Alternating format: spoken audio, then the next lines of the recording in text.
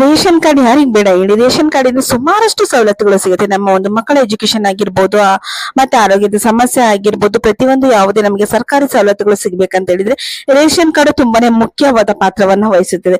ಇಂತಹ ಒಂದು ರೇಷನ್ ಕಾರ್ಡಿಗೆ ನಾವು ಎಮರ್ಜೆನ್ಸಿ ಟೈಮಲ್ಲಿ ಒಂದು ವಾರದೊಳಗಡೆ ನಾವು ಯಾವ ರೀತಿಯಾಗಿ ಅಂತ್ಯೋದಯ BPL ಕಾರ್ಡ್ ಅನ್ನ ಪಡ್ಕೋಬಹುದು ಅಂತ ಹೇಳ್ಬಿಟ್ಟು ನಾನು ಇವತ್ತಿನ ಈ ಒಂದು ವಿಡಿಯೋದಲ್ಲಿ ತಿಳಿಸ್ಕೊಡ್ತಾ ಇದ್ದೀನಿ ಸ್ನೇಹಿತರೆ. ಅದಕ್ಕಿಂತ ಮುಂಚೆ ಯಾರೆಲ್ಲ ನನ್ನ ಚಾನೆಲ್ ನ ಇನ್ನ ಸಬ್ಸ್ಕ್ರೈಬ್ ಮಾಡ್ದಲೇ ನೋಡ್ತಾ ಇದ್ದೀರಾ, ದಯವಿಟ್ಟು ಸಬ್ಸ್ಕ್ರೈಬ್ ಮಾಡ್ಕೊಳ್ಳಿ. ಇದೇ ತರ ಹೊಸ ಹೊಸ ವಿಷಯಗಳ ನೋಟಿಫಿಕೇಶನ್ ವಿಡಿಯೋ ಅಪ್ಲೋಡ್ ಮಾಡಿದ ತಕ್ಷಣ ನಿಮಗೇನೆ ಬರುತ್ತೆ. ಸೊ ಯಾರೆಲ್ಲ ಸಬ್ಸ್ಕ್ರೈಬ್ ಮಾಡ್ಕೊಂಡಿದ್ರೋ ವಿಡಿಯೋಗೆ ಒಂದು ಲೈಕ್ ಮತ್ತೆ ಕಮೆಂಟ್ ಮಾಡೋದನ್ನ ಮರಿಬೇಡಿ ಅಂತ ಹೇಳ್ತೀನಿ.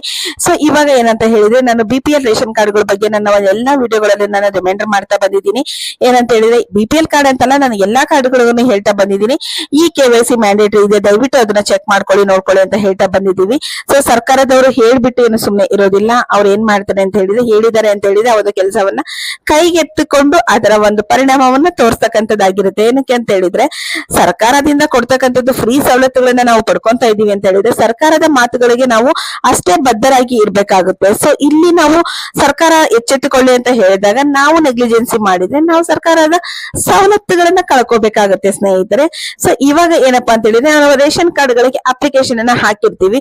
ಅಪ್ಲಿಕೇಶನ್ ಹಾಕಿದಾಗ ನಮ್ಮ ಮನೆಯಲ್ಲಿ ಯಾರಾದ್ರೂ ಒಂದು ಮೆಡಿಕಲ್ ಎಮರ್ಜೆನ್ಸಿ ಬಂದಿರ್ತಾರೆ. ಸೊ ನಾವು ಅವ್ರನ್ನ ಹಾಸ್ಪಿಟಲ್ಗೆ ಅಡ್ಮಿಟ್ ಮಾಡ್ತೀವಿ. ಸೊ ನಿಮಗೆ ಗೊತ್ತಿದೆ, BPL ರೇಷನ್ ಕಾರ್ಡ್ ಇತ್ತು ಅಂತ ಹೇಳಿದ್ರೆ ಸುಮಾರಷ್ಟು ಹಾಸ್ಪಿಟಲ್ಗಳಲ್ಲಿ ನಮಗೆ ಫ್ರೀ ಟ್ರೀಟ್ಮೆಂಟ್ ಸಿಗುವಂತದ್ದಿದೆ. ಕೆಲವೊಂದು ಹಾಸ್ಪಿಟಲ್ಗಳಲ್ಲಿ 50% ಚಾರ್ಜ್ ಅನ್ನ ಪೇ ಮಾಡ್ಬೇಕಾಗುತ್ತೆ.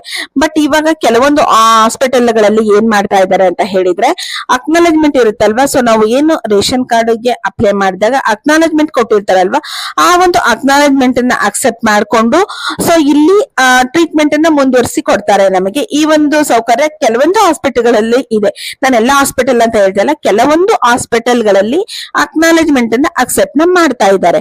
ಸೊ ಇನ್ನು ಕೆಲವೊಂದು ಹಾಸ್ಪಿಟಲ್ ಗಳಲ್ಲಿ ನಾವು ಅಕ್ನಾಲೆಜ್ಮೆಂಟ್ ಅನ್ನ ಅಕ್ಸೆಪ್ಟ್ ಮಾಡೋದಿಲ್ಲ, ನಮಗೆ ರೇಷನ್ ಕಾರ್ಡ್ ಬೇಕು ಅಂತ ಹೇಳ್ತಾರೆ.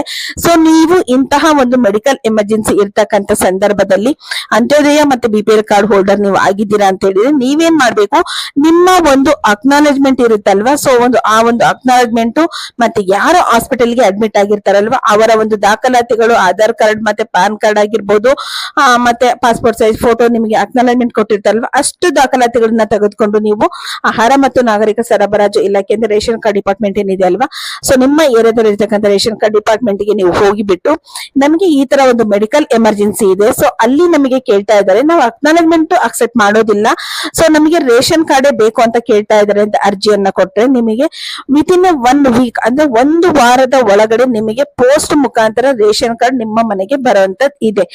ಸೊ ನೀವಲ್ಲಿ ಪಡ್ಕೋಬಹುದು. ಮೇಡಮ್ ಆಲ್ರೆಡಿ ಹಾಸ್ಪಿಟಲ್ಗೆ ಅಡ್ಮಿಟ್ ಆಗಿದ್ದಾರೆ, ನೀವು ನೋಡಿದ್ರೆ 1 ವಾರ ಅಂತ ಹೇಳ್ತಾ ಇದ್ದೀರಾ ಅಂತ ಹೇಳಿದ್ರೆ, ಸೊ ಇಲ್ಲಿ ಸೆಕೆಂಡ್ ಆಪ್ಷನ್ ಇದೆ. ಏನಂತ ಹೇಳಿದ್ರೆ, ನಿಮ್ಮ ಒಂದು ಅಕ್ನಾಲೆಜ್ಮೆಂಟ್ ಜೊತೆಗೆ ಅಲ್ಲಿ ಇರ್ತಕ್ಕಂಥ ಅಧಿಕಾರಿಗಳು ನಿಮಗೆ ಒಂದು ಲೆಟರ್ ನ ಕೊಡ್ತಾರೆ. ಸೊ ಇವರು ರೇಷನ್ ಕಾರ್ಡ್ಗೆ ಅಪ್ಲಿಕೇಶನ್ ಹಾಕಿದ್ದಾರೆ, ಇವರ ಒಂದು ರೇಷನ್ ಕಾರ್ಡ್ ಅಪ್ರೂವಲ್ ಆಗಿದೆ, ಸೊ ಅದು ಬರ್ಲಿಕ್ಕೆ ಸ್ವಲ್ಪ ತಡ ಆಗುತ್ತೆ, ನೀವು ಇದನ್ನ ಅಕ್ಸೆಪ್ಟ್ ಮಾಡ್ಕೊಂಡು ಅವ್ರ ಮೆಡಿಕಲ್ ಎಮರ್ಜೆನ್ಸಿಯನ್ನ ನೀವು ಕಂಪ್ಲೀಟ್ ಮಾಡಬಹುದು ಅಂತ ಹೇಳ್ಬಿಟ್ಟು ಅವರು ಒಂದು ಲೆಟರ್ ನ ಕೊಡ್ತಾರೆ.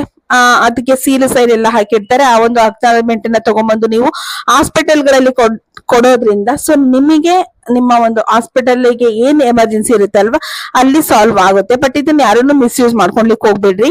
ಏನಕ್ಕೆ ಅಂತ ಹೇಳಿದ್ರೆ ಇದು ಎಮರ್ಜೆನ್ಸಿ ಸೊಲ್ಯೂಷನ್. ಇದು ಅಂದ್ರೆ BPL ಕಾರ್ಡ್ ಇದ್ರೆ ನಮಗೆ ಗೊತ್ತಿದೆ ಹಾಸ್ಪಿಟಲ್ಗಳಲ್ಲಿ ಫ್ರೀ ಟ್ರೀಟ್ಮೆಂಟ್ ಈ ತರದೆಲ್ಲ ಆಗುತ್ತೆ ಅಂತ ಗೊತ್ತಿದೆ.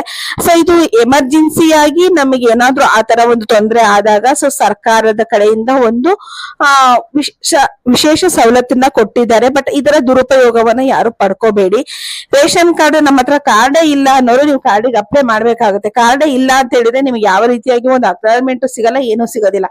ನೀವು ಕಾರ್ಡಿಗೆ ಅಪ್ಲೈ ಮಾಡಿ ನಿಮ್ಮ ಹತ್ರ ಅಕ್ನಾಲೆಜ್ಮೆಂಟ್ ಇದೆ ಅಂದ್ರೆ ಮಾತ್ರನೇ ಇಷ್ಟೆಲ್ಲ ಸೌಲಭ್ಯಗಳನ್ನ ಪಡ್ಕೊಳ್ಲಿಕ್ಕಾಗುತ್ತೆ.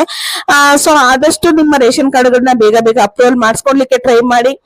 ಅಥವಾ ಈ ತರ ಎಮರ್ಜೆನ್ಸಿ ಇತ್ತು ಅಂತ ಹೇಳಿದ್ರೆ ಈ ಒಂದು ಇನ್ಫಾರ್ಮೇಶನ್ ನಾನು ಹೇಳಿದ್ದೀನಲ್ವಾ, ಈ ರೀತಿಯಾಗಿ ನೀವು ಫಾಲೋ ಮಾಡ್ಬಿಟ್ಟು ನಿಮ್ಮ ಒಂದು ಹಾಸ್ಪಿಟಲ್ಗೆ ನಿಮ್ಮ ಒಂದು ಮೆಡಿಕಲ್ ಎಮರ್ಜೆನ್ಸಿಗೆ ಹೆಲ್ಪ್ ಆಗೋ ತರನು ನೀವು ಮಾಡ್ಕೋಬಹುದು. ಸೊ ಈ ಒಂದು ಇನ್ಫಾರ್ಮೇಶನ್ ನಾನ್ ಕೊಟ್ಟಿರ್ತಕ್ಕಂಥ ಇನ್ಫಾರ್ಮೇಶನ್ ನಿಮಗೆ ಹೆಲ್ಪ್ ಆಗಿದೆ ಅಂತ ತಿಳ್ಕೊಂತೀನಿ. ಯಾರೆಲ್ಲ ಕೊನೆವರೆಗೂ ನನ್ನ ಚಾನೆಲ್ ನ ನೋಡಿದಿರೋ ಪ್ಲೀಸ್ ಸಬ್ಸ್ಕ್ರೈಬ್ ಮಾಡಿ, ಲೈಕ್ ಮಾಡಿ, ಮತ್ತೆ ಕಮೆಂಟ್ ಮಾಡೋದನ್ನ ಮರಿಬೇಡಿ ಅಂತ ಹೇಳ್ತೀನಿ ಸ್ನೇಹಿತರೆ. ಥ್ಯಾಂಕ್ ಯು ಎಲ್ಲರಿಗೂ.